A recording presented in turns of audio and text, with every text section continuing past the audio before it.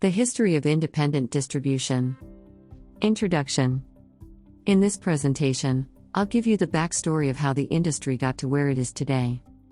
Keep in mind many of the owners and other primary decision makers of our customers and clients are old-timers who have spent their entire careers in this industry. Knowing the industry's history may allow you to discuss the industry with those who have lived it without them dismissing your ideas because you sound like a newbie. In cases where your current work responsibilities don't include speaking with customers, you'll still benefit from knowing the backstory.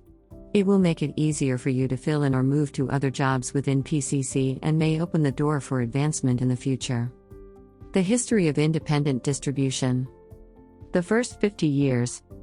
When PCC was first founded, the independent distribution industry did not exist. Most companies that have evolved into today's independent distributors were originally either surplus dealers or brokers. Surplus dealers had relationships that would allow them to buy surplus, also referred to as excess inventory. Brokers had relationships with companies that use or trade electronic components. Most brokers had a private Rolodex or address book where they kept the names of their contacts. Initially, there were no organized events explicitly for surplus dealers and brokers to meet and exchange contact information. Amateur radio clubs, however, had a well-established practice of sponsoring events for ham radio enthusiasts. Many ham radio enthusiasts are also interested in electronic components, so it was only natural that surplus dealers would travel to ham fests throughout the country to meet people who used or traded electronic components. While ham fests were held all over the country, two of the most well-known were held in Dayton, Ohio, and Gaithersburg, Maryland. Most were advertised as swap meets but were essentially flea markets. The birthplace of the electronic component distribution industry has been identified as the Trenton Computer Festival in Ewing, New Jersey, in April 1976. TCF 76 was the first organized gathering which targeted an audience of electronic component surplus dealers and brokers. If you're new to PCC, you may not know that PCC's founder, P. Steve Calabria, is an industry pioneer. While attending the College of New Jersey as an electronics engineering major and studying under Department Chairman Dr. Alan Katz, Calabria helped organize this event. Calabria contacted electronic component brokers and surplus dealers known to attend ham fests and persuaded them to travel to New Jersey to participate in the outdoor flea market section of the upcoming 1976 festival. The Tech Festival, which was destined to attract world-leading keynote speakers such as Microsoft's Bill Gates, was a huge success and remains today the world's longest-running tech festival. Electronic component brokers and surplus dealers contacted by Calabria came from all over the country to attend. Some arrived in cars with a trunk full of electronic components. Others came in vans and trucks. They displayed and sold components from the parking spaces in the faculty lot. More importantly, they exchanged contact information, establishing the start of what was soon to become a substantial broker and surplus dealer network. While the industry may have gotten its start on the East Coast, there were many surplus dealers with inventory to sell in California. One of the largest business-to-business merchandise shows at the time was hosted by the Associated Surplus Dealers and the Associated Merchandise Dealers. The ASD/AMD Trade Show was a well-known national show held in Las Vegas, which is a short flight, or a reasonable drive, from California. For these reasons, West Coast brokers and surplus dealers started to attend this show. Like other shows, the ASD Trade Show was not an electronic component show. While it was originally launched as a military surplus show, it had evolved to include dealers exhibiting almost every product you might think of. If you spent the day walking through each aisle in the Las Vegas Hilton or Sands Convention Center, you would stumble upon a dozen or so electronic component surplus dealers. Most were found in small booths, and were surrounded by military surplus, jewelry, and furniture dealers. The place that changed the industry the most, however, was not the show itself. It was a bar in the Hilton Hotel and Casino with a large chandelier.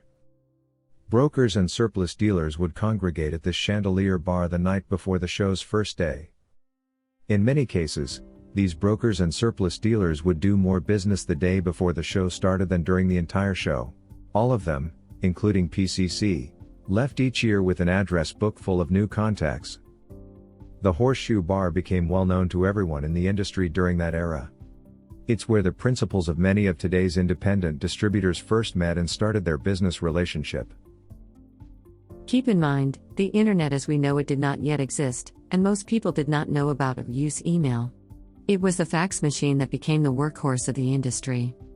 Surplus dealers would advertise their inventory by sending faxes to brokers they met at the Trenton Computer Festival, Horseshoe Bar, a ham fest, and other places they had networked. Each fax included a list of part numbers they were offering for sale. Faxes were usually sent during the late evening and on weekends, to take advantage of lower long-distance telephone rates. Most companies in the industry at that time began their workday by sorting a pile of faxes which had arrived overnight. Brokers who received these faxes might replace the contact information on the fax with their own information, and then broadcast the fax to everyone in their address book or Rolodex. For example, if a surplus dealer from Boston had a list of parts they wanted to sell, they might fax the list to a friend in Arizona.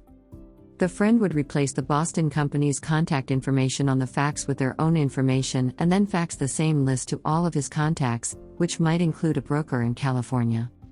The California broker, in turn, would send the list to his contacts, which might include a buyer from New Jersey whom he had met at the Horseshoe Bar.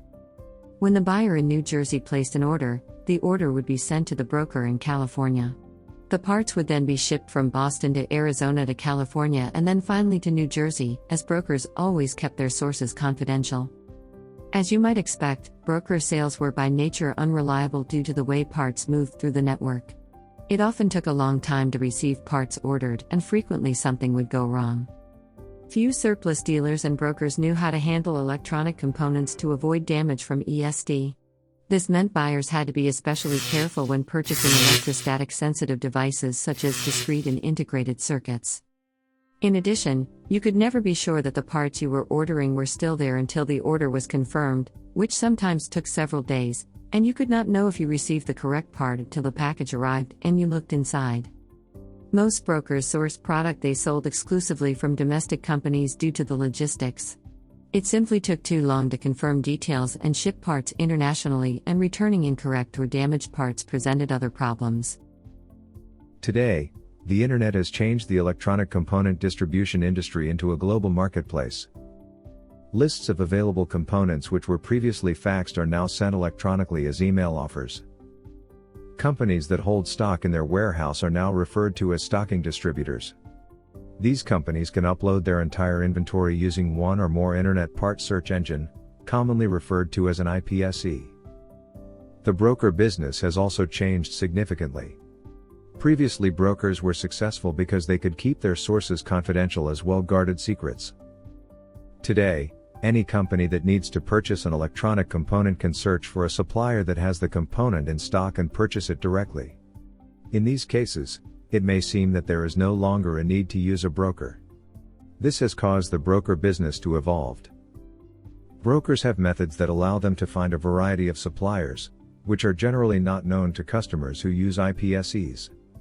In some cases, the supplier may be an end user who has excess inventory, or it may be a less known authorized distributor, or a distributor who is only authorized to sell direct in a different region. In these cases, the broker advertises these inventories as availabilities. Companies that supply brokers with availabilities are always managed by brokers as well-guarded secrets.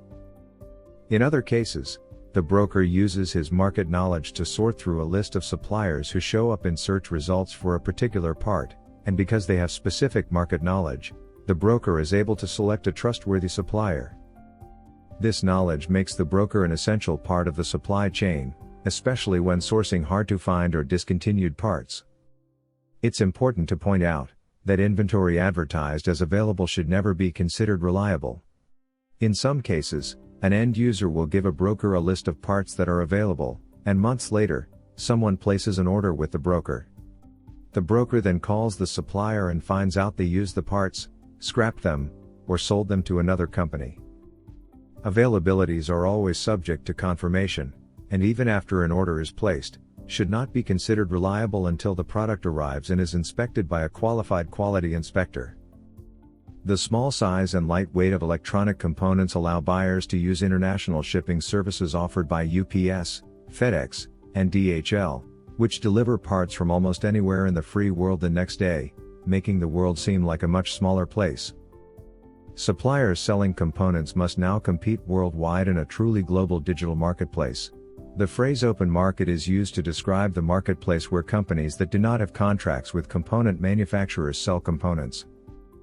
Brokers and surplus dealers are today both known as independent distributors, although the term broker remains commonly used in some situations. These companies are considered independent because they are not obligated to comply with limitations imposed by component manufacturer contracts, which are often territorial or product line restrictions.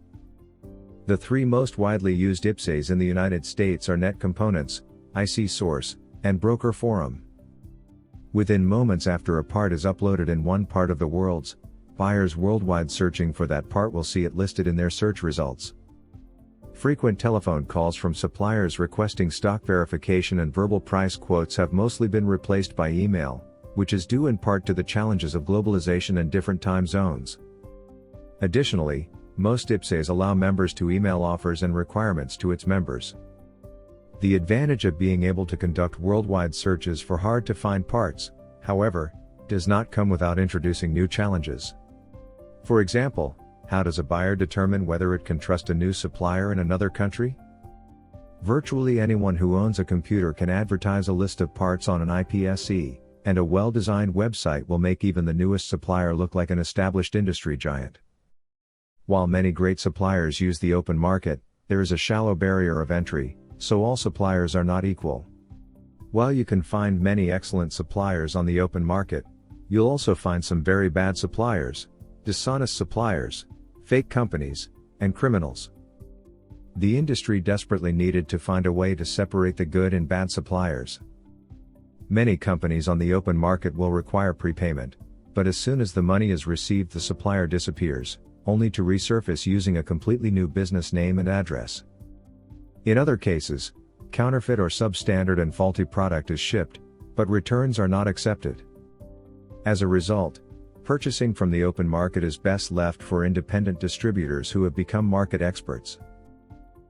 In attempt to help buyers make better supplier qualification decisions, most IPSEs provide a supplier profile, and may even list certifications held, but rarely is the information in these supplier profiles verified or updated.